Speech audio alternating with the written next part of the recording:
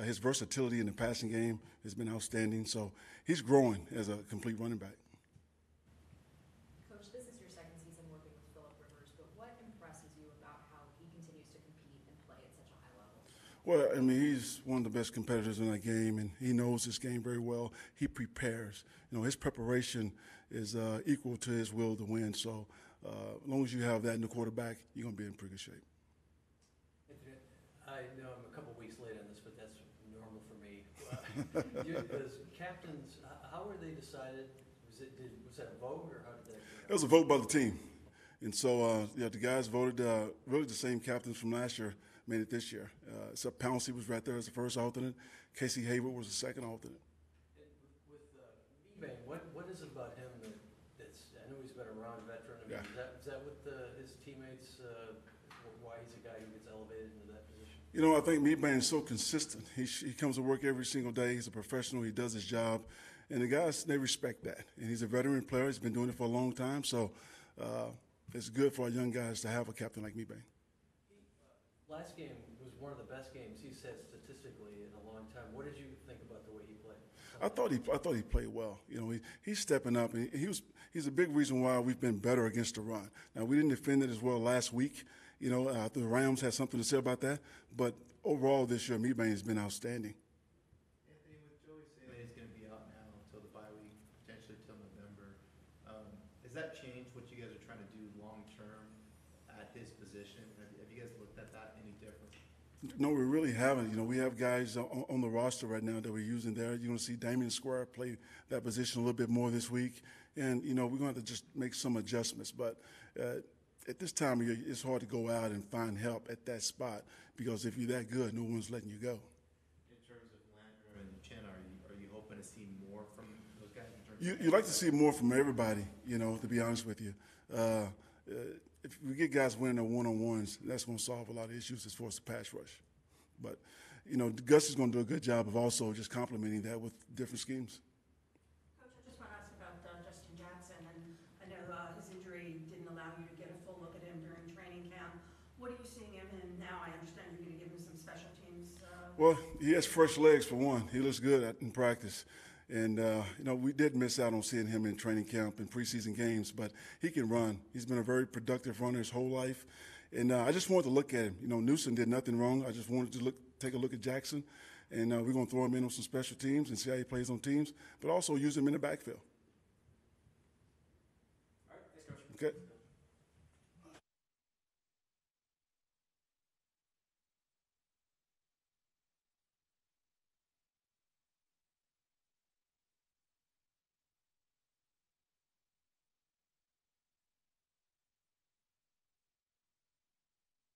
Got to change it up every once in a while. Okay, 10 carries here, 15 carries for another guy. So just got a lot of respect for Coach Shanahan and his scheme and what they do and the versatility of how they use their players, the flexibility, I should say, and where they position them. But, I think with a new quarterback coming in, I think they had, watching tape from him last year, they have confidence. The game really didn't change much. They might do a few things differently. But for the most part, I think they know what they are and what they want to be, and they do those things very well. Gus, you kind of mentioned a couple of the attributes, but why has Kyle Shanahan been so successful as an offensive coach? I've got a lot of respect for him. Just in the times that we've gone, on the same Sundays and things like that, I think that he really utilizes his personnel. He knows what he wants. He knows what he's looking for, and then as a head coach now, he's got the ability to go out and try to get those guys. So, for example, he likes to operate in 21 personnel. He knew in order to do that, he needed a talented fullback, and he went out and got a talented fullback. And, I think his personality and the way he goes about it, he really knows, he has really strong conviction of how a good offense should look and how they should attack defenses, and he goes about it that way week after week. How much is that based on his experience with his father growing as a coach? That would be a great question for him, but you see some similarities, some of the things that his dad did, but I'm sure it's his, who he's influenced by. But, he also does some things that are his own, that he understands defenses really well. A new quarterback in there for San Francisco. What's Sure. Well, I think it's the same style of offense. I mean, they're going to run the stretch play. They're going to, the different runs. They're going to do, some movement, some Y motions and things like that. So that doesn't change with a new quarterback. The new quarterback has the ability to extend plays and do a good job there. But, I mean, their longest explosive pass last year was from this quarterback. So, I mean, it's not like they hold back with them at all. Go ahead, Ricky. Birth better. How do you go about scouting? You look at the tape last year, but he's such a different player considering he was a rookie last year and now he's had time to sit behind Garoppolo. Sure. How do you go about preparing for him? Well, I think, you do. You watch the tape from last year, some of the plays from there, and then, you focus a lot of your energy on these games this year because you know what they're doing. I mean, they're second in the league in rushing. That's not going to change just because of who's the quarterback. So I think those styles of plays will remain the same, and how they go about it. So now you're just looking at, how can you affect him in passing situations or, what's his style? Gus, you've been without Joey for 4 weeks now, excuse me, 3 weeks, and you're going to be without him for a little bit longer. Are there any kind of adjustments you can make in terms of what you can do to get pressure? Yeah, I think, there's certain things. I think that, we challenge the defense line that when you have one-on-ones, you've got to win those. But there's certain things that we can do, too, as well. Maybe it's different games up front. I know Giff has talked about that and how we can, try to get more one-on-ones with our guys. So, I think it's just one of those things, you look at, there's a combination. One, you got to win your one-on-ones. Two is the style of throws that you're seeing. If they're quick rhythm throws and they're movement type passes and things like that, then it comes up to scheme. You got to try to attack it that way and find a way to play tighter coverage to give the D-line a chance to rush. So in our room, we talk about the rush and cover work together. If you have good coverage, you got to have the rush. And in order to get good rush, you got to have good coverage. So we take it really as a responsibility of everybody in the room. I don't think so. We don't look at it that way. I think that there's some creative things that we've done in the past, and but I still think that we got to cover better and we got to rush better, and they work hand in hand. There's times when we covered really well last week, and he sat back there and he felt like he had a lot of time, and then we hit the quarterback a couple times and we didn't have tight enough coverage. So I think for us it's just keep improving at what we're doing.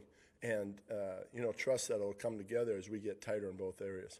Yes, it's a short sample size, but through 3 weeks, blitzing is down a little bit league-wide. I know traditionally in your scheme you guys don't blitz a whole lot. But do you think there's a couple of reasons for maybe while teams aren't diving Right. up? Well, and someone came and talked to me and said that we're up in blitzing, compared to in the past. So we're kind of going against what everybody's doing. But, I think some of the things offensively that you're seeing, some of the ways teams are trying to attack defenses, it forces you to be more sound in some of the things you do. I'm not sure if that's taken away some of the pressures. Some teams, when we watch it, I would think as a whole, though, as we're watching plays, we're seeing less blitzes, against the opponents that we played thus far. Is that because of the RPOs and all the movement? So, yeah, some of the different things that you're seeing, I imagine. I mean, I can't speak for all coordinators why they're doing that, but, I think as a whole, sometimes if you're bringing edge pressure, you'd like to hit it to a jet sweep, So I think it's just based on the coordinators. Coach, you look across the sidelines, a guy you know very well, Robert Saleh, coach under you in Seattle and Jacksonville. I imagine there's probably a sense of pride to go against him after all the years you guys spent together. Well, yeah, you know what, and I haven't had a chance to watch much of San Francisco on defense, so I don't know what they're doing. I'm sure there's some similarities and, on how we approached it. We were together for quite some time, but I'm sure he's branched off. Kyle was at Atlanta with Dan Quinn, and Dan Quinn was with, all of us in Seattle. So Kyle's had a chance to really go after that defense week after week in practice in OTAs, and then now in San Francisco. So you can imagine for us, he has a pretty good understanding of what we're doing.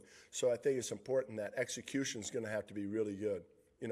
It's just like going against our offense. Now, after going through a couple of years, they understand, have a pretty good idea of what we're doing. Not all of it, obviously, and all the little things, but and it's, it goes back and forth. There's some challenging times in there for them and for us. So, it's a great challenge for our whole defense and our team. What have you thought of Brandon Meebane so far as 12th season? How is he? Yeah, you know what? as a staff, defensive staff last week, we thought he played, I know since I've been here, it was probably his best game. Now, you ask Coach Smith, he would say, boy, you go back a couple of years even, it was one of his most productive games. He had a caused fumble, a sack, a quarterback hit, tackles. So he had a really good game last week. But he's been a guy that we can count on to be consistent week in and week out. And then just last week, he had he had a really good game. Okay, thank you.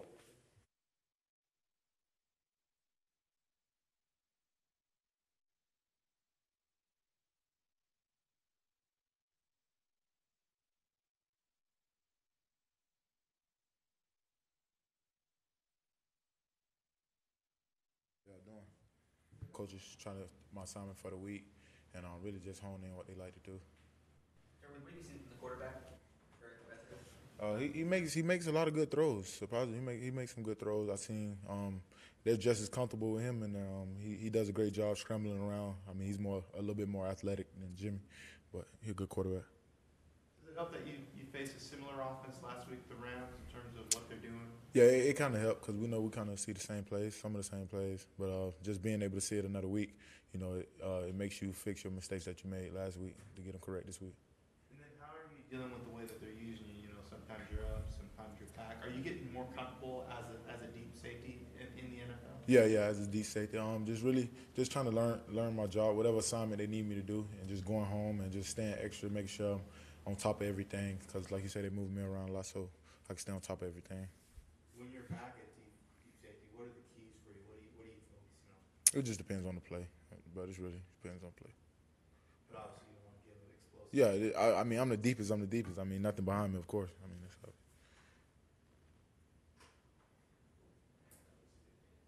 that's it. That's it. That's it.